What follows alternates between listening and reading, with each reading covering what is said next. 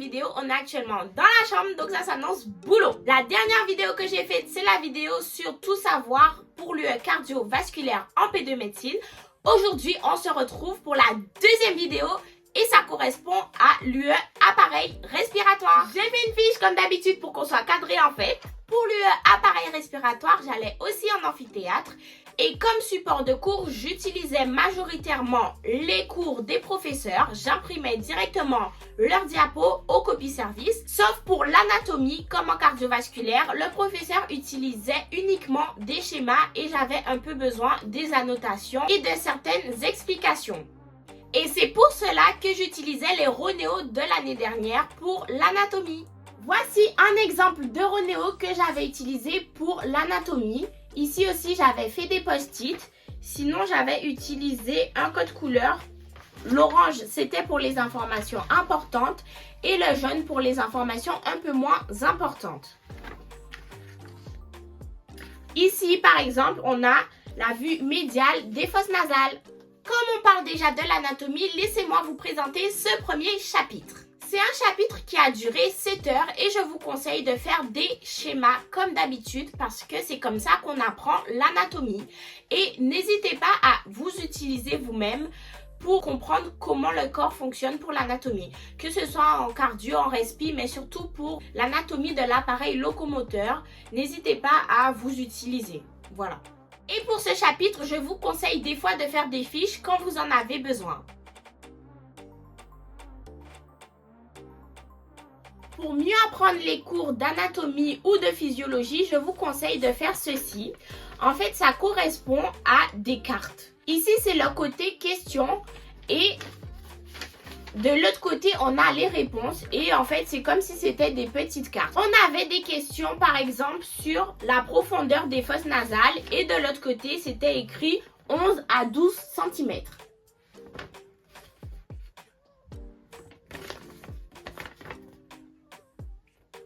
Voilà pour ceux que ça intéresse, vous pouvez faire des captures. Passons au deuxième chapitre qui correspond à l'histologie et embryologie. Il dure lui 6 heures. Je vous conseille de faire des schémas des différents épithéliums et aussi de faire des fiches pour par exemple la composition des cellules ou une frise chronologique pour l'embryologie. Le troisième chapitre correspond à la physiologie qui dure 10 heures. Pour bien apprendre la physiologie, je vous conseille de revoir principalement les cours et je vous conseille de faire certains schémas comme pour la mécanique ventilatoire et aussi pour le transport des gaz. Voici un exemple de post-it.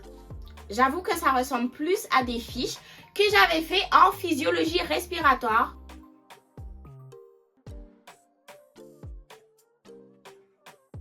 Passons maintenant au chapitre sur la sémiologie clinique qui dure 10 heures et sur la sémiologie chirurgicale ORL qui dure 5 heures. Pour la sémiologie, je vous conseille aussi de faire des fiches. Vous pouvez faire des fiches sur l'examen clinique ou sur les dyspnées.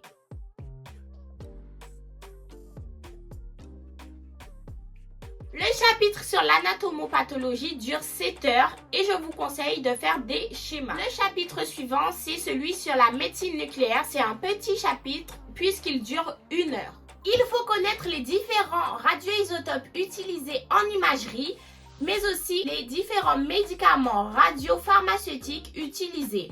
Par exemple, on a le technétium 99 utilisé en scintigraphie. Les médicaments radiopharmaceutiques sont super importants car ils sont utilisés à des fins de diagnostic ou de suivi. En parlant d'imagerie, on a aussi un chapitre dédié à l'imagerie qui dure 4 heures où vous allez voir les différentes coupes au scanner, la scintigraphie, l'utilisation du scanner couplé à la scintigraphie, etc. Pour finir, on a un chapitre sur la pharmacologie qui dure 4 heures et je vous conseille de faire des fiches. Vous allez avoir des TP et des ED.